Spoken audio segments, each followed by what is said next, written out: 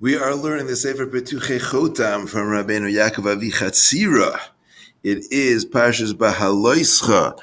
What an awesome parsha! So much happens in this week's parsha, beginning with Halakas Neiros in the Beis Hamikdash, through the Asafsov and Chatzaitzers and Pesach Sheni. There's like so much going on. Let's focus on the second pasuk of this week's parsha. Daber el Aharon v'amartei elav. Speak to Aharon, and you should say to him, "Bah'alotcha es haneiros." When you kindle the lamps, el mul panei hamenorah ya'iru shivas haneiros.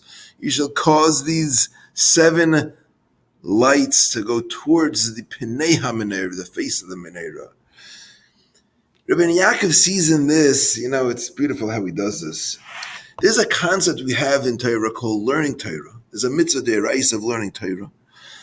And there's different ways you can learn Torah. You can learn Torah because you need to earn a living. You can learn Torah because you find it to be geschmack. You can learn Torah because you're bored. You can learn Torah for lots of reasons. The ultimate, the greatest, the most beneficial way to learn Torah is called Torah lishma. And when a person learns Torah lishma, without any other kavan, without any other intent, any other desires, just to learn Torah. So Meir tells us in Pirkei Avos, Kol ha'osek b'Torah lishma zeicha l'dvarim harbe. What he merits so much stuff.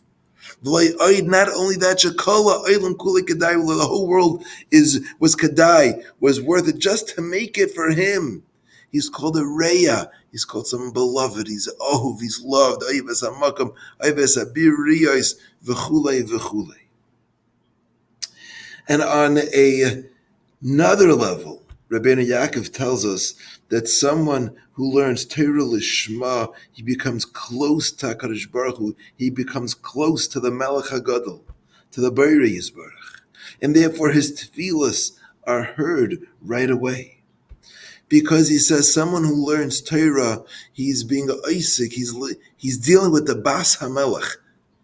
Torah is called a princess, the daughter of the king. So if you learn Torah, so then you're married to the daughter of the king. So to speak, HaKadosh Baruch Hu is your shver, is your father-in-law.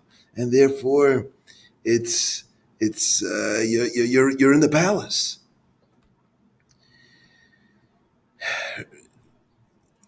Rabbeinu Yaakov brings in Arizal. The Arizal says that what does it mean to learn Torah lishma? Learning Torah lishma means l'shem hey. You can break the word up. Lishma, l'shem hey. For the sake of the letter hey.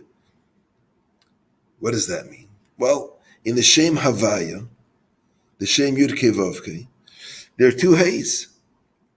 And when you learn Torah lishma, he says it's l'shem, the second hey, the hey achroina, the last hey of Hashem's name, and that refers to the Shechina. The second hey in Hashem's name refers to the Shechina. Now, parenthetically, if I may, I'd like to, this is not from Rabbeinu Yaakov, this is just something I was thinking about.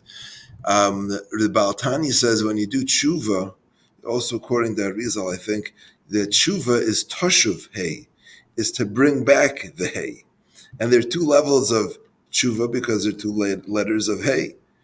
And there's tshuva tatoi, a lower level of tshuva, and a tshuva ilah, and a higher level of tshuva.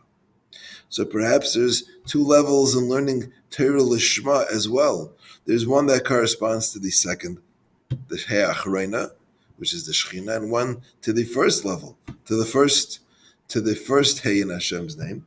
And perhaps that has to do with nigla and nistar, perhaps. Okay, that was parenthetic. Back to Rabbeinu Yaakov. So Torah lishma means learning Torah for the Shechina. For the sake of the Shechina means I'm learning l'shem hey, l'shem the Shechina. To be metakin, to fix the Shechina b'malchus shakai. That's learning Torah. That's learning it lishma. I want to bring, or I want to be madbek k'shebrachu Shechina. I want to fix. I want to do what I can for the Shechina. Rabbeinu Yaakov tells us that the Zechida says that when you learn Torah, the Torah has the power to subdue all of the klipas hatmeis, all the negativity in the world. Learning Torah subdues that. like Torah is a tavlin for the Yetzer Hara, the Gemara tells us. So Rabbeinu Yaakov says that Torah is a Gematria 611. The Sitra Achra, the other side, which are represented by these two Malachim, the Samach Mem, and Lilas, the Zachar and the Keva of the Sitra Achra, also equals 611. So when you learn Torah lishma, you subdue the Keichas Hatuma. You subdue the other forces. Gewaldig. This says Rabbeinu Yaakov. Let's go back to this Heilige Pasuk. Baha'lois haneiros. When you're kindling, when you bring up the neiros. So how many neiros are there? There's 7 neiros. 7 neiros. Each ner represents the 10 koiches of each ner, and that gives us the 70, which is the Shivim Panim LaTorah. So kindling these lights is lighting the lights of the Torah, being Isaac in Torah, lishma, being Isaac in Torah in its fullness, in all 70 Panim LaTorah. So what happens when I do that? So I subdue the Keichas Hatuma. Haneiros el mul panei hamenorah iru. So we have Rashi Tevis and Seifei Tevis.